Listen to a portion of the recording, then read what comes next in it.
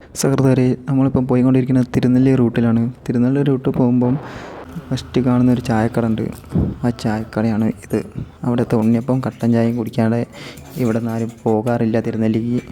തിരുനെല്ലി ക്ഷേത്രത്തിലേക്ക് എത്താന്നതിൻ്റെ മുന്നേ, തൊട്ട് മുന്നേ ഒരു ക്ഷേത്രമുണ്ട്. കാടിനുള്ളിൽ ഒരു 5000 വർഷമെങ്കിലും പഴക്കമുണ്ടാവും. അപ്പോൾ ഇതാണ് അമ്പലം, ശ്രീ കാളീശ്വരി ക്ഷേത്രം. അപ്പോൾ ഈ ക്ഷേത്രത്തിൻ്റെ ഉള്ളിലേക്കാണ്ട് കയറി കഴിഞ്ഞാൽ ഇതാണ് കാഴ്ച. ഫസ്റ്റ് തന്നെ ഒരു കവാടം കാണാം. ആ കവാടം കയറി കുറച്ച് ഉള്ളൊരു റിസർവ് ഫോറസ്റ്റ് ആണ്. കയറുമ്പോൾ സൂക്ഷിക്കണം, മൃഗങ്ങളൊക്കെ ഉണ്ടാവും. അപ്പോൾ സൂക്ഷിച്ചും കണ്ടു പോവുക. അപ്പോൾ ഇതാണ് കാഴ്ച. ഒരു ഒന്നൊന്നര അമ്പലം. ഇവിടുത്തെ ട്രൈബിൾസാണ് ഈ അമ്പലം ആരാധിക്കുന്നത്. അപ്പോൾ നിങ്ങൾ വരുമ്പോൾ ഇവിടെ കാണുക, പോവുക, കൂടുന്ന നേരം ഇവിടെ സ്പെൻഡ് ചെയ്യാതിരിക്കുക. അപ്പോൾ ഇവിടെ കുപ്പിയും കാര്യങ്ങളൊന്നും വേസ്റ്റൊന്നും ഇട്ട് പോകാതിരിക്കുക. ഫോറസ്റ്റും കൂടിയാണ്. അപ്പോൾ നമ്മളുടെ കൂറ സ്വഭാവം ഇവിടെ കാണിക്കരുത്. അപ്പോൾ മാനന്തവാടിയിൽ നിന്ന് 16 കിലോമീറ്ററും തിരുനെല്ലി ക്ഷേത്രത്തിൽ നിന്ന് 10 കിലോമീറ്ററാണ് ഇവിടേക്കുള്ളത്.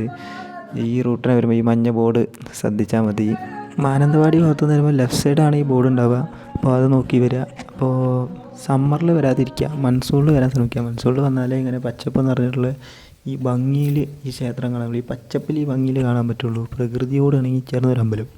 ഇത് കാണൽ മൺസൂണിൽ തന്നെ വരിക, സമ്മറിൽ വരരുത്. അപ്പോൾ അടുത്ത നല്ലൊരു സ്ഥലവും നല്ലൊരു വീഡിയോ ആയിട്ട് പാക്കലാം.